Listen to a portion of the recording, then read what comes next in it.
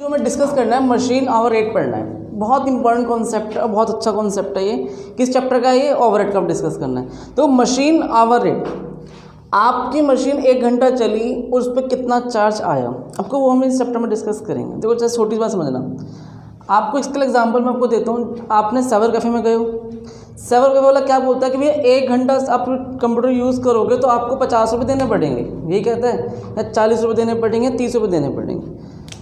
Suppose उसने cyber cafe वाले ने बोला कि 1 घंटा अगर आप कंप्यूटर यूज़ करते हो तो मैं आपसे 20 रुपये चार्ज लूँगा, और ले लेता है आपसे 20 रुपये, ठीक है। 2 घंटा चलाओगे कितने रुपये लेगा आपसे? वो 40। 3 घंटे चलाओगे 60 रुपये लेगा। मतलब उसने अपने 1 घंटे का चार्ज बता रखा है कि भैया मुझे 20 रुपये लेने हैं। अब इस 20 रुपये के अंदर उसकी कॉस्ट भी शामिल होगी और उसका प्रॉफिट भी होगा। सही बात है गलत बात है? क्यों? उस 20 रुपये जो आपसे ले रहा है ना, उसके अंदर उसके खर्चे भी हैं और प्रॉफिट भी ले रहा है जो अपने से कमाएगा। क्या वो आपसे कहता है कि भैया मुझे रेंट ला के दे? नहीं। क्या वो तुमसे कहेगा कि भैया इलेक्ट्रिसिटी ला के दे? हाँ जी, नहीं कहेगा। क्या वो आपसे अदर एक्सपेंसेस मांगेगा? नहीं, उसने कुछ नहीं मांगना तुमसे। उसने अपने क्या कर रखा है, अपना एक हिसाब से 1 घंटे की कॉस्ट बना रखी है और उसमें अपना प्रॉफिट ऐड करके 20 रुपये ले रहा है आपसे। वो 20 रुपये जो आपसे ले रहा है ना, इसमें आपको प्रॉफिट भी और कॉस्ट भी है। ऑलरेडी ये 1 घंटे की कॉस्ट में शामिल होगा ही होगा। तो इसी काम को थोड़ा ईजी करने के लिए हमें क्या पढ़ना पड़ता है? Machine hour rate. 1 घंटे की कॉस्ट निकाल लेते हैं। एग्जाम्पल समझ में आया? अब देखो ये चार्जिंग, आजकल देखो बैटरी रिक्शा का काम चल रहा है काफ़ी। तो बैटरी रिक्शा वाला क्या करते हैं, बैटरी रिक्शा चार्जिंग पॉइंट पे जाते हैं और चार्ज करते हैं और फिर बैटरी अपना रिक्शा दिन भर चलाते रहते हैं। तो बैटरी रिक्शा जो चार्जर पॉइंट है वो भी उनसे एक आवर के आपसे रेट चार्ज करता है। क्या कहता है कि भैया 1 घंटा चार्ज करोगे 10 रुपये, 2 घंटा चार्ज करोगे 20 रुपये।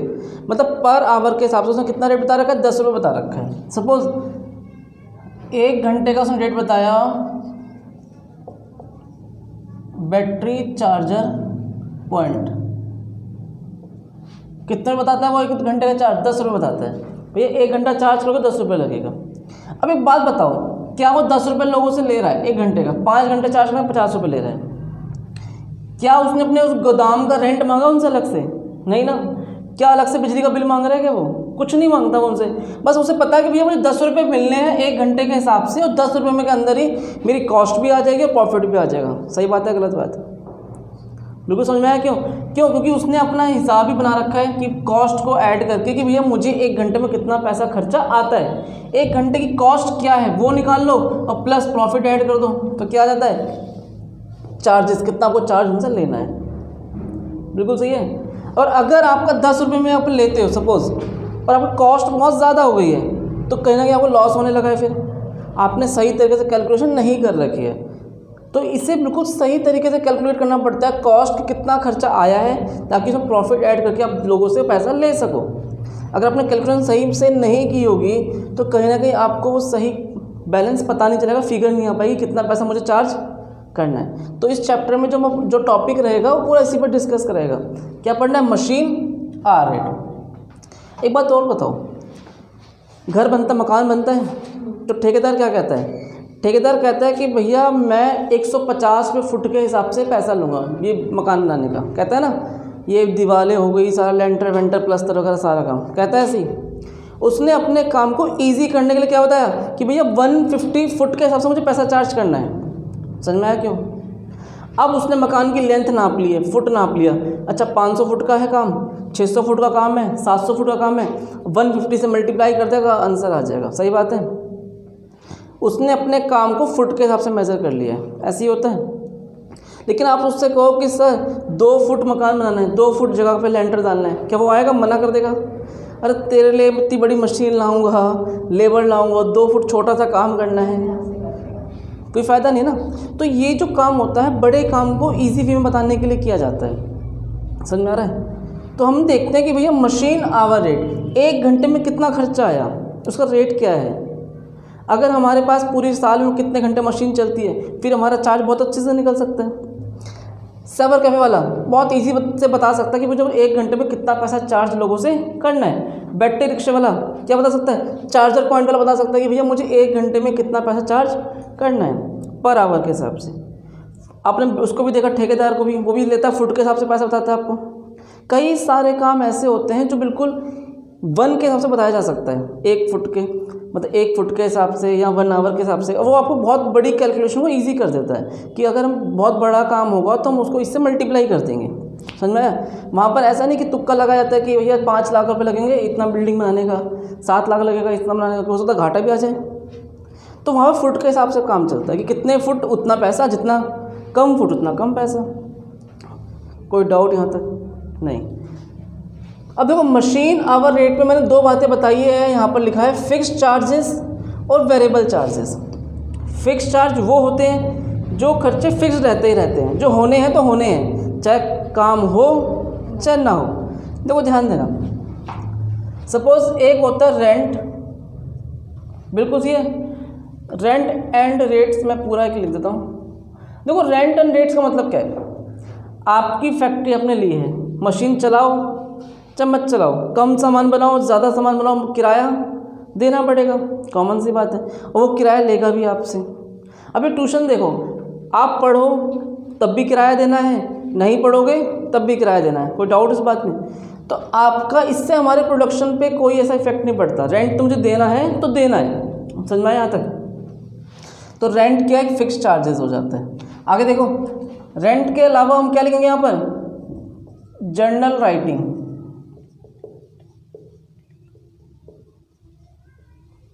देखो जर्नल लाइटिंग का मतलब क्या है? फैक्ट्री में जो नॉर्मल लाइटिंग वगैरह की जाती है वो करनी ही पड़ेगी, चाहे आपका काम हो चाहे ना हो, प्रोडक्शन हो या ना हो, फ़र्क नहीं पड़ता। मशीन यूज़ कर रही है कि नहीं कर रही है, क्यों? वो आपको लाइटिंग, ऐसे कुछ पॉइंट्स हैं वहाँ पर लाइटिंग आपको देना पड़ता है। इसके अलावा देखो आपने एक चीज़ आपको और लिखनी है, इंश्योरेंस।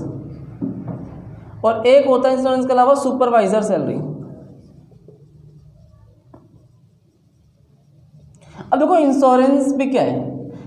अगर आपने फैक्ट्री का इंश्योरेंस करवा रखा है तो आपको इंश्योरेंस देना पड़ेगा, प्रीमियम तो हर साल जाएगा ना फिर आपका, चाहे आप काम करो चाहे काम मत करो, उससे फर्क नहीं पड़ता, वो फिक्स चार्जेस है। सुपरवाइजर सैलरी, अब देखो सुपरवाइजर की सैलरी देनी ही पड़ती है, काम ज़्यादा होगा तब भी देना पड़ेगा, काम कम होगा तब भी देना पड़ेगा, बिल्कुल सही है। वहाँ पर आप ये नहीं कह सकते। अगर देखो छोटा सा एग्जांपल आपको देता हूँ, चार्जिंग, आपका बैटरी चार्जर पॉइंट है, ठीक है, आपने एक लेबर को वहाँ पे बैठाया है और क्या कहते हो उससे कि भैया दिन भर तुझे देख रेख करनी है और जितने भी बैटरी रिक्शा आएंगे टाइम नोट करना है, कितना घंटा चार्ज हुआ वो सबको लिख के बताना है और उनसे पैसा चार्ज करना है। अब एक बात बताओ, 2 रिक्शा आएंगे तब भी उसको सैलरी मिलेगी, 10 रिक्शा आएंगे तब भी उसको सैलरी मिलेगी, चाहे 500 रिक्शा आ जाए तब भी उसको सैलरी मिलेगी। वो हमने फिक्स कर दिया कि भैया तेरे 10,000 रुपये कन्फर्म है हर महीने के, तुझे बस ये जिम्मेवारी से काम निभाना है अपना। कोई डाउट यहाँ तक? सुपरवाइज़र के साथ भी कुछ ऐसा ही पंगा रहता है, इसे सैलरी मिलती ही मिलती है, काम ज़्यादा हो चाहे कम हो, इसका भी प्रोडक्शन से कोई इफेक्ट नहीं पड़ता है, ये सुपरवाइज़र की सैलरी है। ये हमारे फिक्स चार्जेस हो जाते हैं। अब आप कहोगे डेप्रिसिएशन। डेप्रिसिएशन देखो हम ऐसे लिखते हैं वेरिएबल में,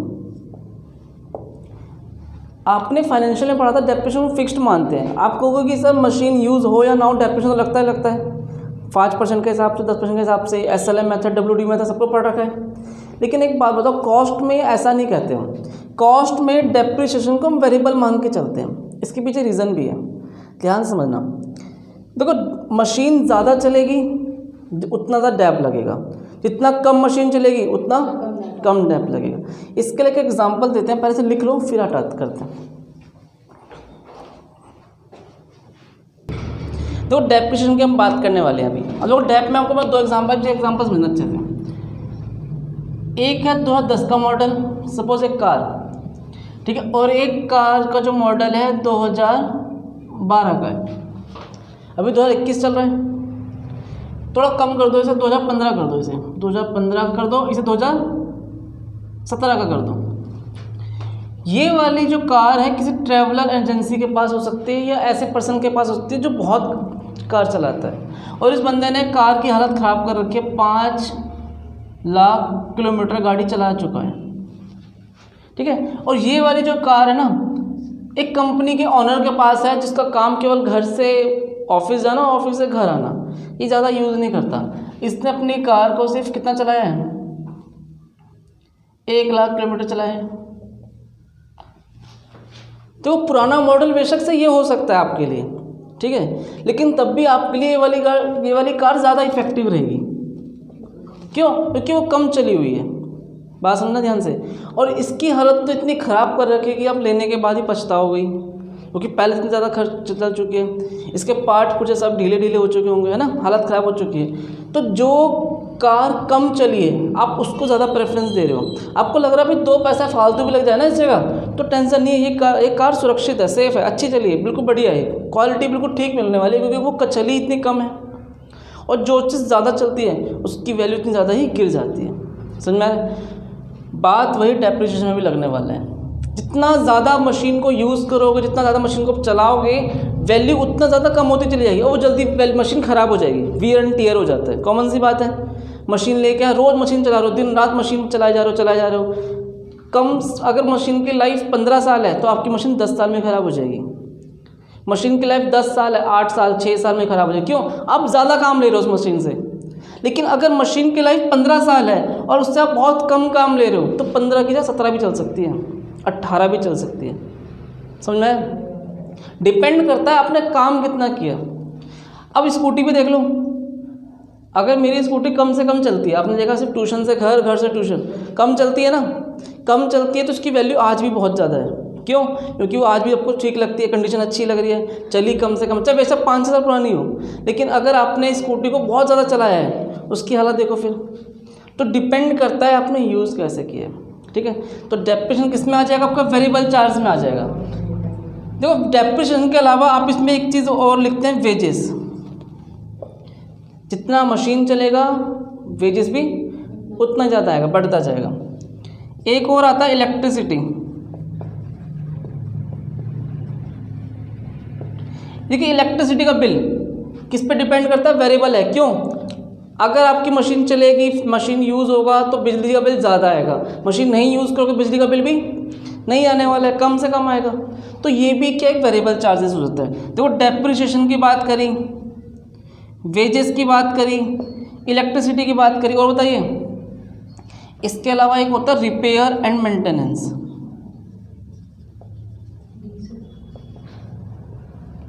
रिपेयर एंड मेंटेनेंस, देखो रिपेयर मेंटेनेंस भी क्या वेरिएबल, क्योंकि मशीन चलेगी तभी रिपेयर और मेंटेनेंस की बात आएगी।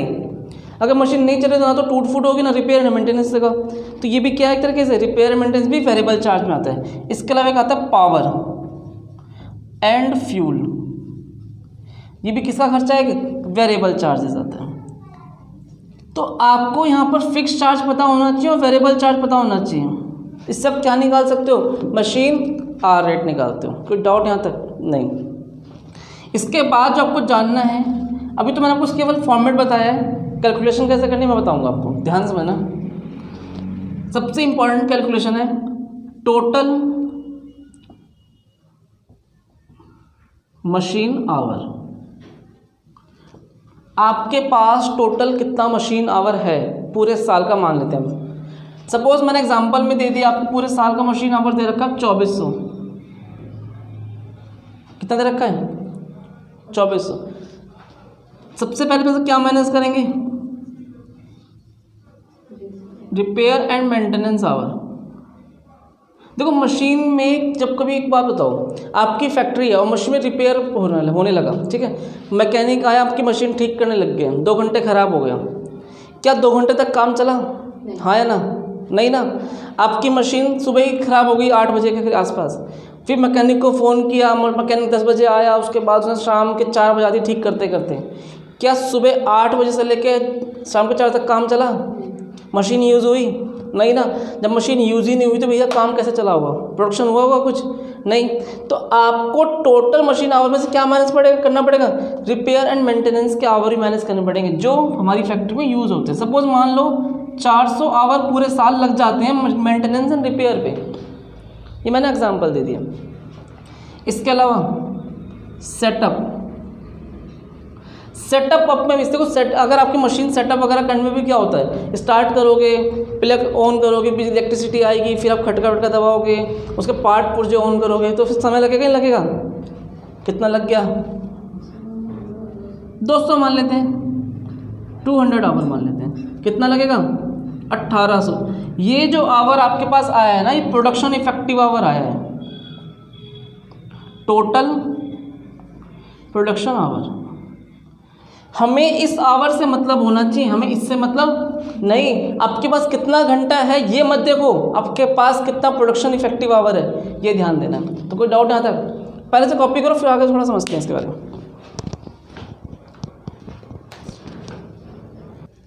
देखो अब मैं आपको एग्जांपल बताऊंगा हम टोटल मशीन आवर क्यों नहीं लेते हैं।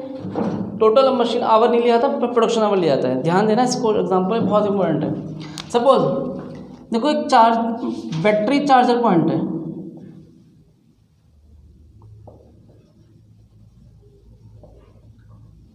ठीक है, और ये ध्यान समझना 24 घंटे बैटरी चार्ज करता है। अगर 24 घंटे चलता रहता था काम, 24 आवर, ठीक है, इनटू में कितना करके मान के चलो 24 आवर करके चलता है। और ये मान लो सपोज पूरे साल का 365 दिन काम करता है, कभी बंद ही नहीं रखता। 365 दिन ओपन करेगा अपना बैटरी चार्जर पॉइंट, कभी बंद ही नहीं किया। 24 आवर्स, दिन में भी काम कर रहा है, रात को भी काम कर रहा है। और इसके पास ऐसे ऐसे 20 चार्जर पॉइंट है। कितने पॉइंट है? 20। समझ में आया क्यों? 24 आवर्स काम कर रहा है 365 दिनों तक, और 20 पॉइंट है। इन तीनों को मल्टीप्लाई करके बताओ कितना आएगा। कैलकुलेटर दो, तीनों को मल्टीप्लाई करने में कितना आया? 1,75,200। 1,75,200 आवर आता है। एक बात बताओ, आपने कहा कि सर बैटरी चार्जर पॉइंट का टोटल कितना इफेक्ट आवर है, टोटल आवर कितना है उसके पास? 1,75,200। अगर पूरे साल काम करता है, 365 दिन दुकान खोलता है, अपना जो गोदाम खोलता है, और 20 पॉइंट के 20 पॉइंट यूज़ हो रहे हैं, कितना हो गया? 1,75,200। कोई दिक्कत? पूरे साल का कोई दिक्कत यहाँ तक नहीं। उसने क्या सोचा कि भैया मेरे पास पूरे साल के खर्चे कितने आ जाते हैं। उसने एक अनुमान लगाया कि भैया मेरा पूरे साल का खर्चा 5 लाख रुपए है। कितना खर्चा है? एक कॉस्ट है, पूरे साल की कॉस्ट। उसने एक दिमाग लगाया, उसने क्या सोचा कि भैया 5 लाख को डिवाइड कर दो 1,75,200 से। और उसने बिल्कुल ऐसे ही किया। क्या है आंसर? 1,75,200। आपके पास जो आंसर है 2.85। कितना आ रहा है? 2.85 आ रहा है पर आवर की कॉस्ट आ गई, ठीक है। और उसने क्या किया, इसकी जगह 2.85 में जगह उसने लेना लोगों से स्टार्ट कर दिया, 4 रुपये के हिसाब से लेना स्टार्ट कर दिया पर आवर। ये इसने चार्ज करना स्टार्ट किया। अब एक बात बताओ, उसका खर्चा कितना आ रहा था? 2.85 का। उसने कितना चार्ज करना स्टार्ट किया? 4 रुपये। उसने कहा कि भैया 1.15 रुपये तो बचेंगे, कोई बात नहीं, फ़ायदा मेरा। उसने अपने खर्चे निकाल लिए 1 घंटे का, और उसमें अपना 1.15 जोड़ दिया और 4 रुपये लोगों से लेना स्टार्ट कर दिया। समझ में आई बात? लेकिन वो बहुत बड़ी मूर्खता करने जा रहा है। अब सोचो क्या मूर्खता करने जा रहा है, दिमाग ध्यान देना। अब एक बात बताओ, क्या कभी भी बैटरी वाले, इधर ध्यान दो, क्या हमेशा 20 के 20 पॉइंट फुल के फुल रहेंगे? क्या पॉसिबल है? क्या नहीं है। और क्या 365 दिन काम होगा? क्या पॉसिबल है? क्या पॉसिबल नहीं है। आपके कुछ चार्ज पॉइंट्स खाली भी रहेंगे, बिल्कुल सही है। अब रात के 12 बजे कौन बैटरी चार्ज करने आ रहा है? रात के 2 बजे कौन आ रहा है? अब ऑफिस खोल के बैठ गए, गोदाम खोल के बैठ गए, पता चला कोई कस्टमर ही नहीं आ रहा है। सही बात है गलत बात है? आप पूरे 24 घंटे में से आपने देखा कि भैया मोस्टली काम मेरा मुश्किल से मुश्किल 12-13 घंटे चलता है। आपकी एक दुकान है कपड़ों की, आपने सुबह 6 बजे आके खोल दी, क्या फ़ायदा होगा इससे? कुछ फ़ायदा है क्या? 6 बजे कस्टमर आ जाएगा वो दुकान में? हाँ या ना? नहीं ना। आपका कस्टमर कब आता है आपको पता है कि भाई दुकान में चाहे वैसे 6 बजे खोल दूँ, कस्टमर आने का टाइम नॉर्मल 12 बजे के बाद और 6-7 बजे तक का कंफर्म रहता है। सही बात है? 8 बजे तक मान लो, 9 बजे तक मान लेते हैं आप। लेकिन क्या 24 आवर दुकान खोलने से काम चल सकता है? नहीं ना। आपके पास 24 आवर है, लेकिन तब भी आपका काम कितने घंटे चल रहा है? 7 घंटे, 8 घंटे, 10 घंटे। बात समझना ध्यान से। और फिर उसके बाद आपको एक दिन की छुट्टी भी करनी पड़ जाती है।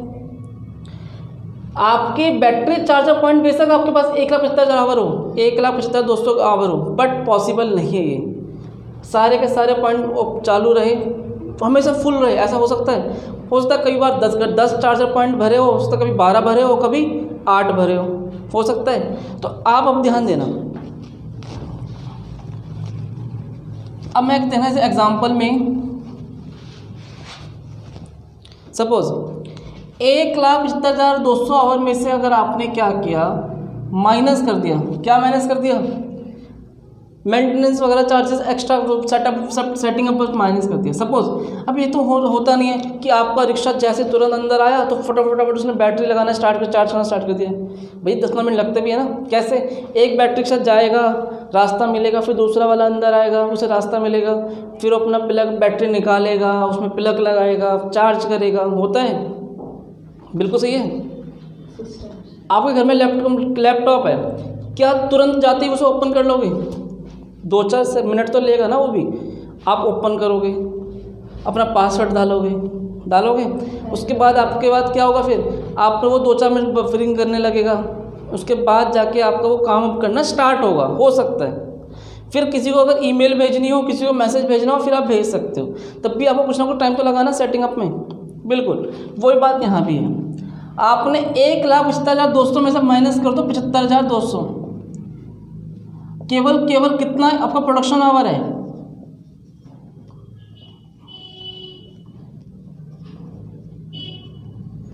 आपके पास प्रोडक्शन आवर कितना है? 1,00,000। समझे? आपको इस 1,00,000 से मतलब होना चाहिए, 1,75,200 से नहीं, क्योंकि ये तो टोटल आवर है आपके पास। मशीन आवर अपना चला सकते हो, बट आपने यूज़ कितना किया? 1,00,000। आपके पास कस्टमर 24 घंटे नहीं आएगा, कुछ घंटे के लिए आएगा। आपके पास हमेशा 20 के 20 पॉइंट फुल नहीं रहेंगे, पॉसिबल नहीं। आपके पास 365 दिन काम नहीं रहेगा। आपके पास कितनी बड़ी मशीन क्यों ना, बहुत सारे मैकेनिक, लेकिन क्या 24 घंटे 365 दिन सारी मशीनें काम कर सकती है क्या? छुट्टी तो वर्कर को भी चाहिए कि नहीं चाहिए? छुट्टी वर्कर को भी चाहिए, बिजली का भी इशू रहता है, काम माल का भी इशू रहता है, टूट फूट भी हो सकती है, मेंटेनेंस भी चाहिए। आपके पास कितना प्रोडक्शन इफेक्टिव आवर है? 1,00,000। अब इस 5,00,000 को डिवाइड करेंगे 1,00,000 से, आपके पास कितने की कॉस्ट आ जाएगी? 5 रुपये पर आवर की कॉस्ट आ गई है। कोई डाउट यहाँ तक? अब एक बात बताओ, वो बंदा बेवकूफ़ी कर रहा था कि फ़ायदे वाली बात कर रहा था? चेक कर लो। बहुत बड़ी बेवकूफ़ी कर रहा था वो। उसको लग रहा था कि 2 रुपये 85 पैसे का खर्चा है। खर्चा 2 रुपये 85 पैसे का नहीं है, 5 रुपये का है। क्योंकि वो ये सोच के बैठ गया था कि भैया मेरा काम 24 घंटे चलेगा, 365 दिन चलेगा, 20 के 20 पॉइंट भरे रहेंगे। लेकिन ऐसा पॉसिबल नहीं है, समझना ध्यान से। अब आप बताओ, अगर वो 4 रुपये ले रहा है तो बहुत बड़ी मूर्खता कर रहा है। 5 रुपये तो उसकी कॉस्ट ही कॉस्ट है। कॉमन सी बात है, 5 रुपये से ज़्यादा पे ही वो अपना चार्जर पॉइंट देगा। सपोज 7 रुपये भी ले सकता है, 8 भी ले सकता है, 10 भी ले सकता है, कुछ तो कमाएगा। इसीलिए मुझे कभी भी क्या नहीं चाहिए होता, मशीन आवर से मतलब नहीं है। हमें क्या मतलब है? टोटल प्रोडक्शन आवर से मतलब है। हमेशा इसमें से क्या माइनस किया जाता है? मेंटेनेंस के आवर माइनस करने और सेटिंग अप के आवर माइनस करने। इसे लिख लो, फिर आगे करते हैं।